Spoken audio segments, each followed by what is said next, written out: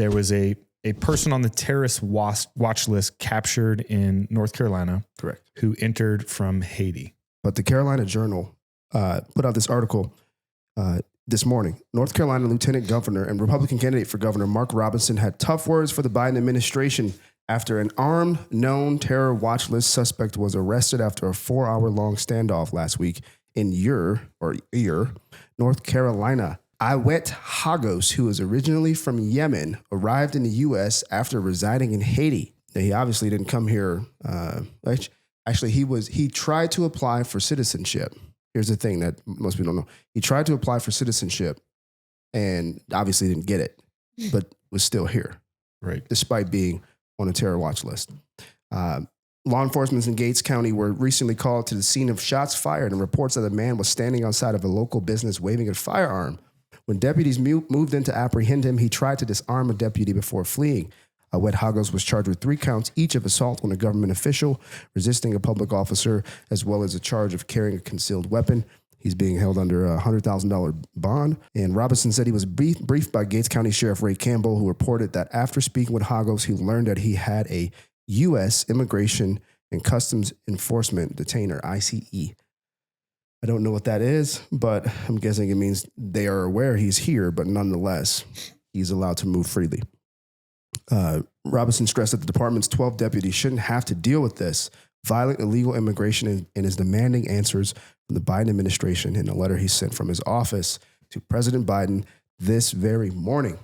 So that's what they're trying to distract you from. Yeah.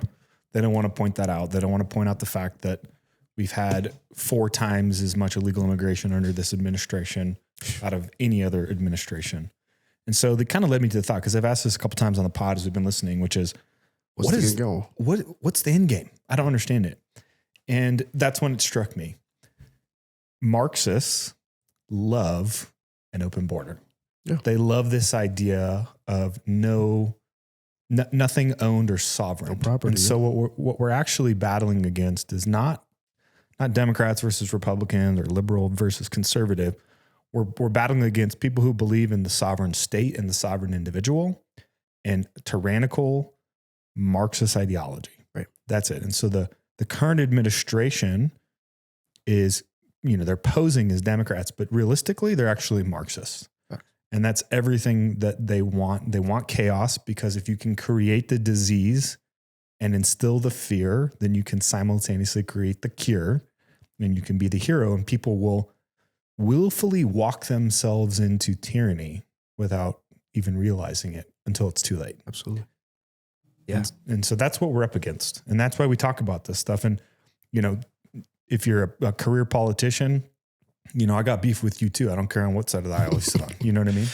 But they tend to be, versus where we're at right now as an American sovereign, capitalistic, Christian founded country, they tend to be sitting on the liberal side of the aisle, because those are the ones that are most easily malleable, because they're so anti-American, so anti-nationalist, so anti-Christian, that they can backdoor their way through that party. That would never pass on the Republican side, because they're just more conservatives who would be against that. Yeah, dude. And like you said, you don't want, there's no notion of private property. Correct. Sovereignty. You hit it right on the head. One aspect too of the end game that we talked about is the presence of illegal immigrants actually does have an impact on elections. Correct. Because of population. They're tallied they're tallied in the census. And so that actually has some impact on state elections and subsequently federal. And so it may even be why they're partially shipping them to certain states.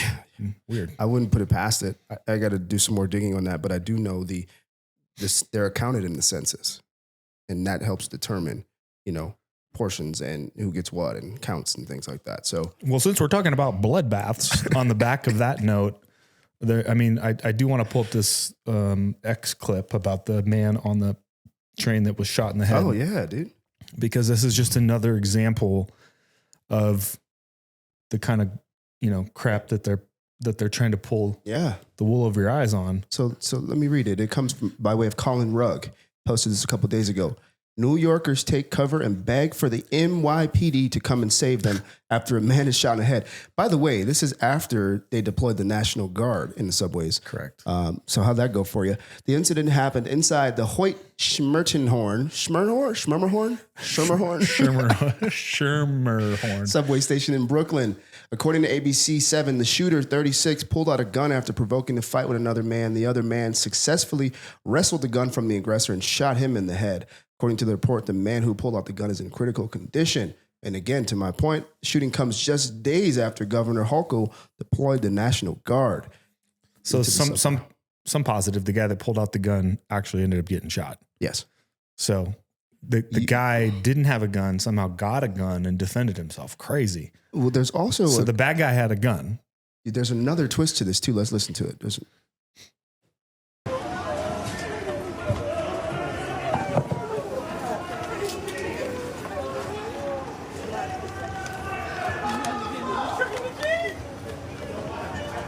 We got American citizens huddling on a subway.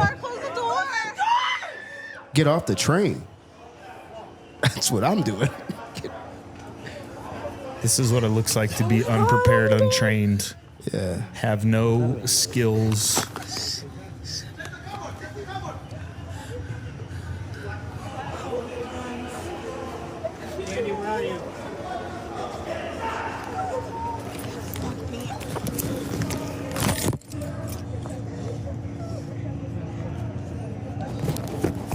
Yeah, so there's actually another clip where they actually show the fight.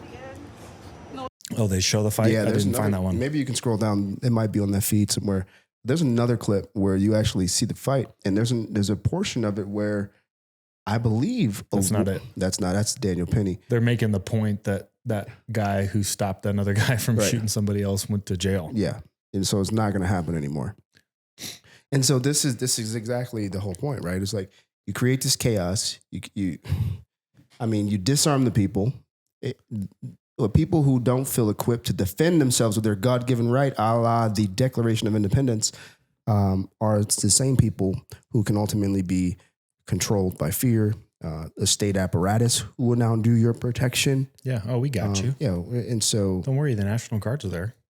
Yeah, dude, it's really sad to see. And granted, no one wants to be shot, but this could have easily been shut down really quickly on a passenger train full of passengers. I mean, the guy thankfully defended himself and came out victorious, but they could have ended, a different way. Well, it goes to show you the slope we're on, right? Like, where do you see? Obviously, crime happens, but now it's just front and center. This is just one of hide it anymore. This is just one of many, right? We've seen women being punched in the face. We've seen dudes being jumped and all kind of stuff. Like, so this is the plan all along. Going back to my previous statement about like, hey, how you vote this year?